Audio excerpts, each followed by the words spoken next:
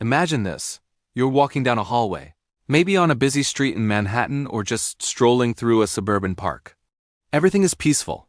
Your mind is on your grocery list or that meeting tomorrow. But then, you spot it, a person approaching you, creating an inevitable looming collision course. This is the moment the most ridiculous, unwritten law of social interaction is silently activated, triggering an immediate low-grade sense of panic. The space between you is shrinking rapidly, and both of you are now acutely aware of the mathematical certainty that two objects cannot occupy the same space. This awareness forces a reaction, a movement that seems natural but is, in fact, an entirely choreographed dance of avoidance.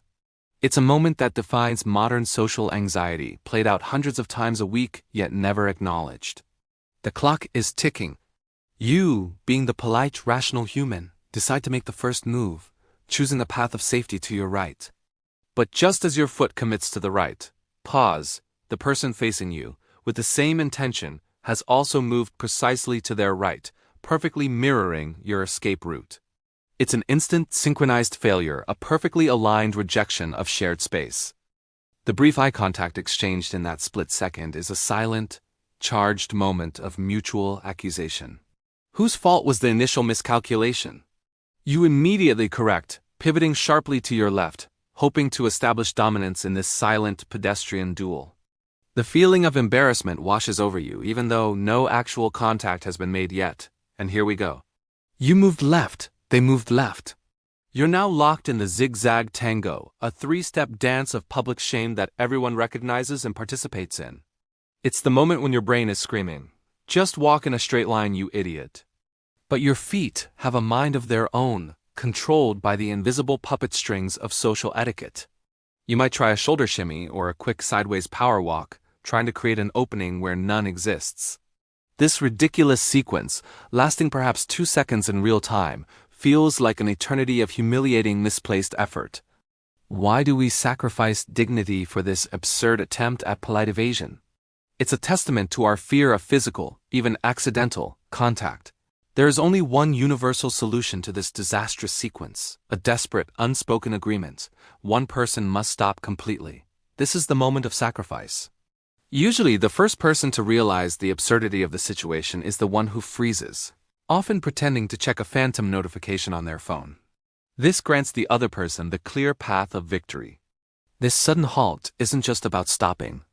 It's about signaling a surrender in the evasion war. By looking down at your device, you are non-verbally communicating, "I am temporarily unavailable. Please proceed around my stationary form."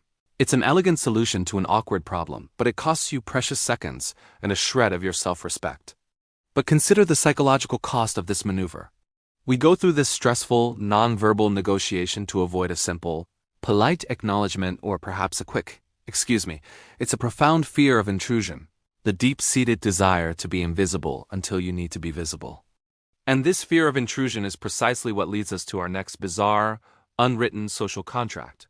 Once you finally manage to navigate the evasion maneuver on the street, you might find yourself stepping into another confined, awkward space, a place where the rules of silence are not only unwritten but absolutely mandatory. The public street is a chaotic free-for-all, but the moment you step inside a closed metal box designed to lift you to the sky, the rules change entirely.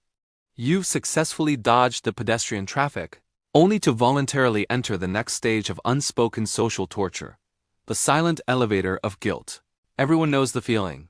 The doors slide shut, and the shared, confined air becomes instantly thick with unspoken rules. The primary rule is mandatory silence. You must never, under any circumstances, initiate conversation beyond a brief, mumbled acknowledgement of the floor numbers. Any unnecessary sound, a cough, a clearing of the throat, is amplified tenfold and immediately registered by every other occupant, creating a ripple of collective discomfort. Your eyes are the primary tool for following this rule. The most acceptable place to focus your gaze is naturally the numbers above the door, treating them like a life-or-death countdown display. If you feel the need to move your eyes, the second approved location is the reflection of your own head on the polished metal door. The one place your gaze must never land is the face or personal space of any other passenger. Direct eye contact is a declaration of war, a challenge that forces the other person to break the mandatory silence. Breaking this non-contact rule instantly labels you as the weird one, disrupting the fragile ecosystem of the confined space. The tension peaks when the elevator actually stops to pick up another passenger, which is the equivalent of an air traffic controller having to squeeze another plane onto a crowded runway. Everyone shifts, breathes in, and tries to occupy less physical space. If you are standing near the buttons, there is the added anxiety of having to announce a floor number for the new arrival. This brief interaction requires you to temporarily lift the mandatory silence, only to resume it immediately after the newcomer confirms their destination. The moment the doors close again, the atmosphere thickens, and everyone resumes their frozen, silent stances, pretending to be statues that simply happen to be riding up to the 14th floor. The sweet, sweet relief comes when your floor is announced, but even the act of leaving is a ritual. You must perform a series of subtle body checks to ensure you haven't forgotten anything, creating a false delay before you step out. This is done to avoid the appearance of being too eager to escape the confined space. You often hover near the door, ready to execute your departure the nanosecond the doors open. Once outside, you might speed walk for a few steps before slowing to a normal pace, like a sprinter coming off the starting block. It's a quick, desperate bid for freedom and return to normal human behavior. The elevator forces us into uncomfortable silence and rigid behavior to avoid friction. But what happens when we voluntarily seek out interaction, only to be immediately shut down by the next unwritten rule? It's the rule of defensive avoidance, a mechanism we use to shield ourselves from perceived pressure, a pressure that often comes in the form of a simple, "Can I help you with anything?"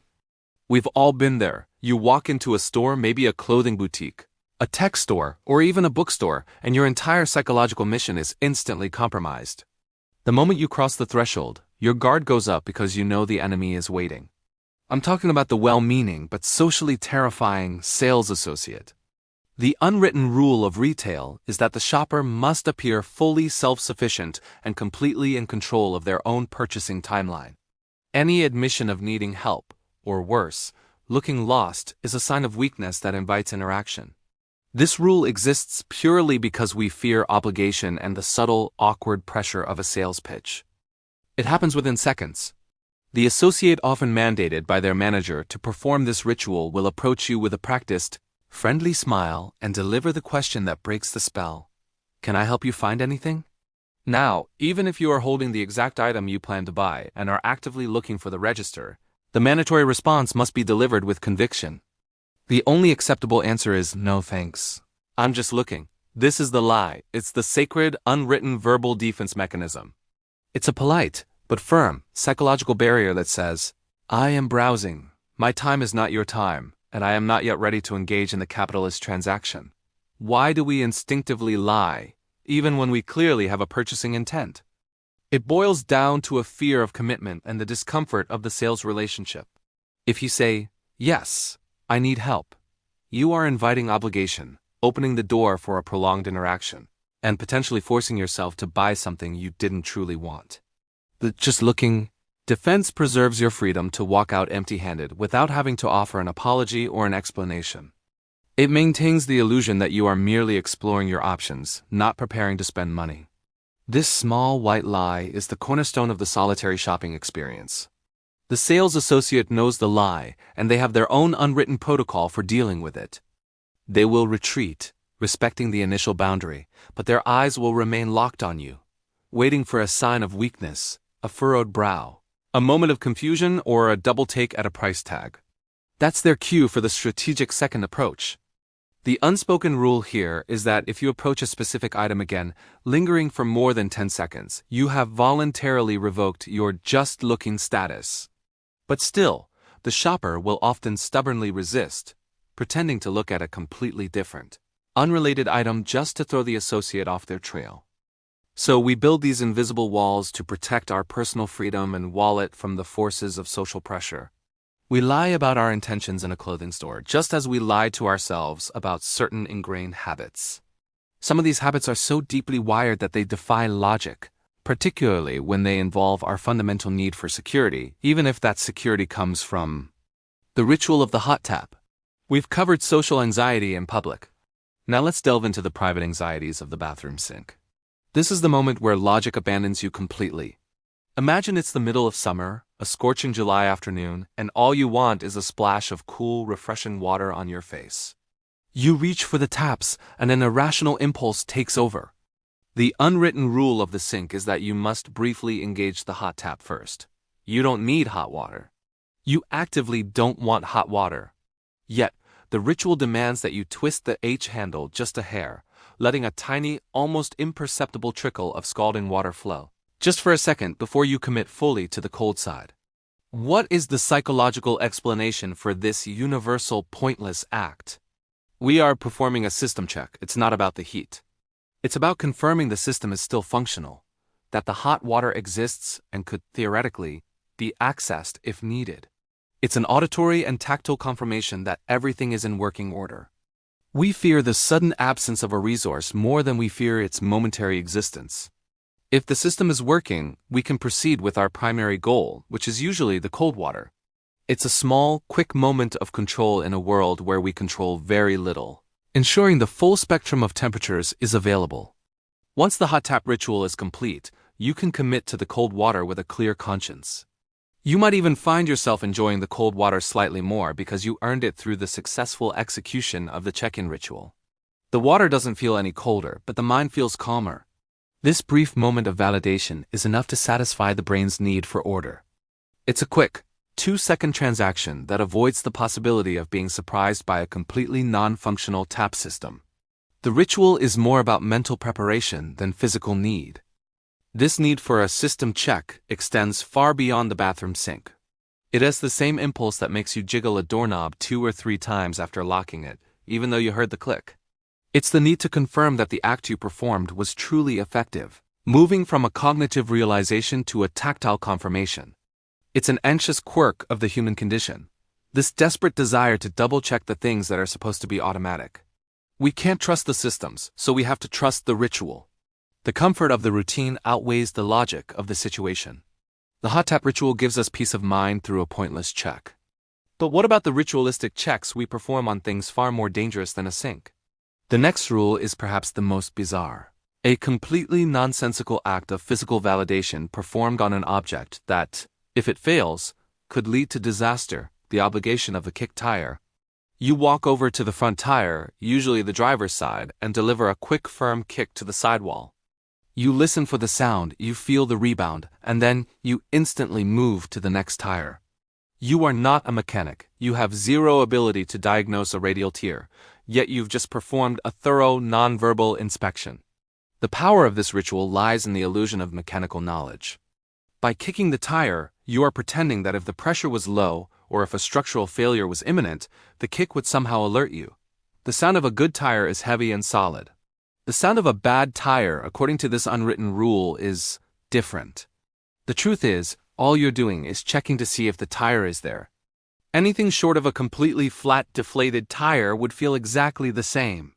But the ritual must be performed because it satisfies the subconscious need to exert control over the mechanical beast before trusting it with your life. Interestingly, this is one of the few rituals that is still performed quite openly, especially by experienced drivers. You rarely see someone checking their phone while doing it, because the act itself is a signal. I am a serious, responsible driver who respects the laws of physics. It's a performance of preparedness. If you skip the kick and the tire did fail miles down the highway, you would feel a specific kind of internal guilt. You neglected the ritual and the universe punished you. It is a superstitious act, a modern-day sacrifice to the road gods, hoping for a safe journey in return for your vigilance. The specific sound is what we are listening for. It's a deep, resonating thwomp. We need that auditory confirmation. If the sound is thin or high-pitched, a small alarm bell goes off in the back of the mind, even if you can't articulate what that sound truly means. The pressure of the tire is almost irrelevant to the strength of the kick. It's the psychological pressure on the driver that matters. The ritual has been performed. The universe has been alerted, and you are now officially clear for takeoff. We use these small personal rituals to manage our anxiety about big, dangerous things like car journeys. But sometimes the anxiety isn't about the car, it's about the few seconds of dead air before a social event begins. We need a way to fill that gap, a distraction that makes us look busy and important, leading us to the lie of the busy hand. The moment after you ring a doorbell is a moment of profound, unnecessary vulnerability. You are standing on someone else's property, announcing your presence, and you are about to wait anywhere from 5 to 45 seconds for the door to open. This dead air is socially unbearable. It is the time when your brain floods with the horrifying question, what do I do with my hands? The unwritten rule is that you must look occupied. You cannot simply stand there and look expectantly at the door like a child waiting for a birthday present. That suggests you have no life, no immediate concerns, and too much available attention. This is where the lie of the busy hand comes in. The most common and effective implementation of this rule is the immediate activation of the cell phone barrier. The instant your finger leaves the doorbell, your hand dives into your pocket, retrieving your phone as if you just received an urgent, critical text message. You hold the phone up, your eyes glued to the screen, pretending to be utterly engrossed in a message. The phone acts as a shield, a non-verbal defense mechanism that tells the person inside, who is potentially looking through the peephole, that you are not just waiting, you are busy. You have important things happening. This eliminates the awkwardness of the wait and justifies your presence. The irony is that you are rarely, if ever, reading anything important. You are probably just staring at your wallpaper or the clock on the screen, waiting for the door handle to turn. If someone were to ask you what the urgent message said, you would have no answer, because the phone wasn't a communication device. It was a prop. The act is a desperate performance to look like you have better things to do than stand on a porch. We are terrified of looking idle, unengaged, or socially awkward. The phone gives us a purpose, a small, justifiable reason for being rooted to that spot for a few seconds. The need for the busy hand lie is actually less pronounced if you knock instead of ring. The knock is a more immediate, aggressive declaration that suggests you expect the door to open almost instantly, minimizing the waiting time. The doorbell, however, is a gentler, more formal request, which implies a longer, more structured waiting period. The doorbell gives the person inside more time to prepare, and thus gives you more time to feel awkward. So the more formal the request for entry, the more elaborate our defensive mechanism, hence, the necessity of the fake phone conversation or text read. We use our phones as shields to protect us from awkward pauses. But sometimes there is no shield, no device, and no one else to blame but ourselves for the most utterly ridiculous, solitary moments of public embarrassment. We're talking about the complete failure of perception, the one that makes you perform the most pointless public movement of all, the false puddle jump. We've arrived at the final, most ridiculous law of the universally followed unwritten rules. This one involves no one else. It is a purely private moment of public shame. You are walking along, minding your business, and your peripheral vision registers a dark patch on the sidewalk. Your brain, with lightning speed, processes this as puddle. The unwritten rule of the puddle is to avoid it at all costs, even if it requires an unnecessarily dramatic leap. You initiate the maneuver, a sudden, high-knee jump or a wide sidestepping detour, dedicating all your focus to clearing the watery obstacle. It's a moment of physical commitment based on a sensory impulse. Mid-air, or just as your foot lands on the safe ground, the horrifying realization hits you. It wasn't water. It was a shadow, or a dark stain, or just a patch of asphalt that looked slightly wetter than the rest. You have just dedicated a significant amount of physical energy to avoiding a non-existent threat. The sheer stupidity of the act is instantly humiliating. Your body has performed an unnecessary, dramatic, and completely pointless acrobatic feat in a public space. You look around frantically, hoping that no one witnessed your complete perceptual failure. The unwritten rule of the aftermath is the immediate, desperate cover-up. If you suspect anyone saw your awkward jump, you must quickly pretend that the jump was a completely intentional, fluid motion, perhaps a stretch, a rhythmic skip, or a sudden realization you needed to tie your shoe in mid-air. You might dramatically shake out your leg after landing, pretending you were relieving a cramp, or check the imaginary sole of your shoe for imaginary gum. Anything to justify the sudden, absurd vertical movement that you performed for absolutely no reason. The false puddle jump is the physical manifestation of overcorrection. Our brain is designed to err on the side of caution, better to jump a shadow than to walk through a deep pool of water. It's an evolutionary instinct that makes us look like an idiot in the modern world. The humiliation isn't just about the jump. It's about the deep-seated frustration that your body betrayed your common sense, committing to an action that you instantly regretted. It is the perfect end to our list of absurd unwritten social rules. From the terrifying zigzag evasion to the pointless false puddle jump, we spend our lives following rules that no one wrote, trying to avoid contact, confrontation, or the shame of idleness. These rules define the silent comedy of human existence. But I want to know, which of these 7 absurd rules do you follow every single day? And more importantly, what crucial unwritten rule did I miss? Let me know in the comments below. Hit that like button if you've ever jumped a shadow, and subscribe for more deep dives into the hilarious chaos of human behavior.